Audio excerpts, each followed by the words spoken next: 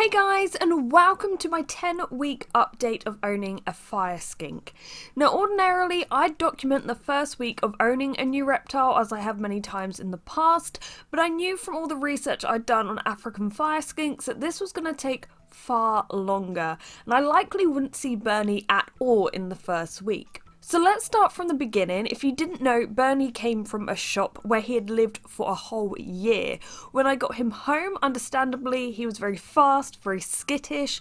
I quickly weighed him. He was 31 grams, which is fine. Like overall, he looked healthy, he looked nice and plump, but he was quite small for his age. However, skinks tend to grow at their own pace, and I'm sure by the amount he has eaten whilst being in my care, he has certainly got bigger. So the first couple weeks weren't particularly eventful. I'd only see Bernie through my spy camera, which I will link below. I know a lot of people have asked me what I use and where I got it from. I just place it outside of his tank and keep an eye on him. But what I found was he'd come out just as the lights were setting or when it was dark, and he'd eat worms from a dish. He was only really active above the surface for about an hour period each evening. And by the way, I use luminized lighting in this tank, so it dims at the start and the end of the day, sort of like a sunrise and sunset. So I guess the sunset triggers that, oh, it will be dark soon, it's safe to come out. Overall, I found that weeks 1 to 4, so basically April, I would not be able to see him in person. He would hide as soon as he heard someone even just walk upstairs, let alone see anyone, so he's very aware of his environment. He would eat consistently, so that was good, and he'd started this sort of routine of coming out at the same time each evening. Now, once I knew his routine, I'd know to check on the spy camera that he's out, then go into the reptile room, and then he would obviously hide, but then I'd open the door, make my sound, and then place the worms in, close the door and leave. Now, originally it would take like 45 minutes after I placed those worms into his tank for him to even come out of the hide.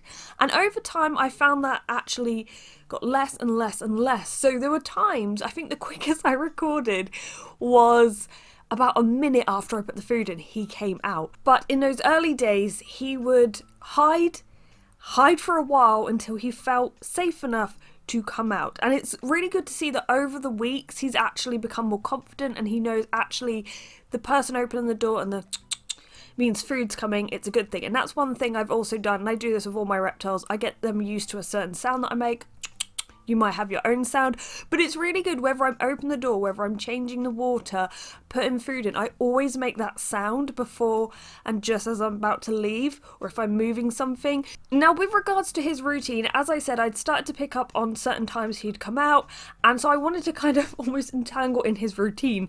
So like, I knew when he'd be out, I'm going to consistently put food out when he is out and about, and that worked out quite well.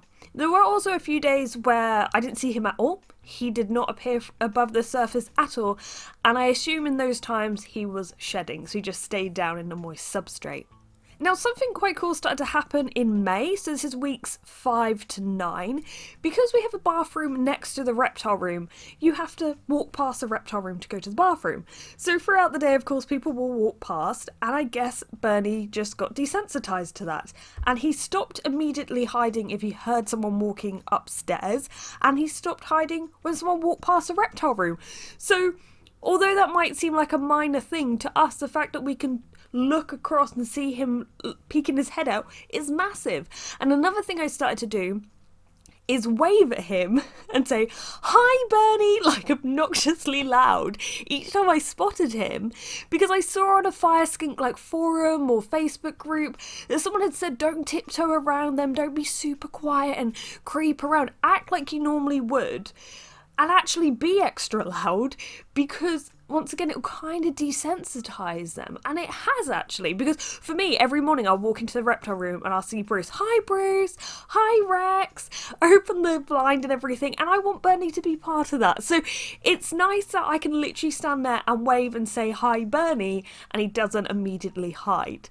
Now, on May 17th, which would have been around week 7, I actually managed to walk into the reptile room, and though Bernie did step back a little in his hide, he didn't completely disappear, and instead he just kind of watched what I was up to. Now, I thought that was important enough to note that down. because all of these moments, as minor as they may seem to many other reptile keepers, mean so much when you own a fire skink. And that's another thing. I noticed that this hide in particular is his favourite. It's where he hangs out the most. It's somewhat below the heater. And although I have avoided digging him up or disrupting his hides of soil since I got him, I did have to briefly lift this hide as I was adjusting the thermostat probe, and that's all wedged up against the hide next to it. Anyway, I did notice at the back of this hide there's a perfect Bernie-sized hole.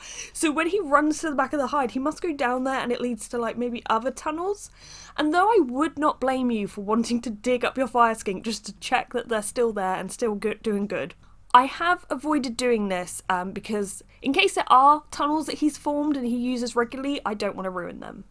Now, during this time, I had tried to tong feed Bernie, so when I'd see him on the spy camera and I'd see which sort of hide he backed into, I would go along and kind of dangle food around and see if maybe he would come out. I couldn't really see him in the hide, but maybe if he was watching, he might want to come for the food.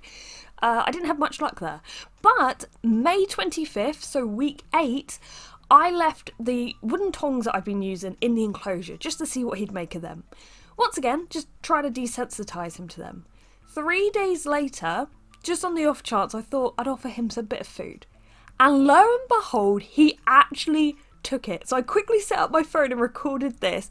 I was so giddy after this happened. I couldn't believe that he'd finally accepted me. He finally decided, yeah, she's safe. I can take food off of her. He then did this again on June 2nd, so during week 9. However, I didn't manage to film it. And since then I have tried. It's been a week as I'm recording this, and I have not been able to tong feed him again. However, I still obviously offer him a range of different foods. And recently I've been trying him with locusts, because it was recommended to give him crickets. Apparently that's what he was eating in the shop.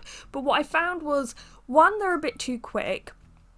2, they start chirping, they're so annoying. 3, they get into like all of the hides and it can be kind of hard for him to find them because they move so quickly, whereas the locusts are a little bit slower on their feet, and actually he's successfully been hunting them. As well as that, he said calci worms and mealworms, and I was even feeding Rex, and I had a spare like frozen thawed snail. It's just some snail meat. I pulled it out of the shell.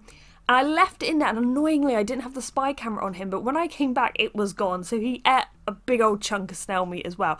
So, I mean, food-wise he is doing great, and hopefully eventually I'll be able to tong feed him again. Now, another thing that I'd noticed with Bernie, as I mentioned previously, he was only really coming out for about an hour period, and that was in the evening time. And being a diurnal species, I expected obviously he'd be active during the day, but that might be below ground, so I wouldn't see him.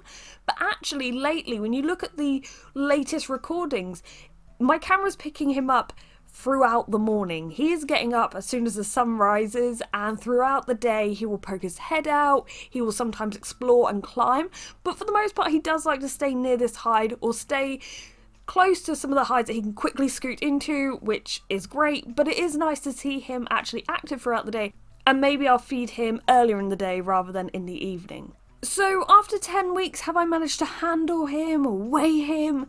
No. I've managed to tong feed him twice, but we are building Bernie's confidence and he is doing well. He seems healthy, he seems active, alert, and to me, I see progress. I'm very happy with that. But I figured this video may be helpful to a new or future fire skink owner who may be curious about how long realistically could this take to build trust with your fire skink. It may take you a lot less time, it may take you more, but I thought I'd just document it so you can see what I've experienced. Anyway, if you haven't already, please subscribe to follow Bernie's journey. But thank you for watching, and goodbye.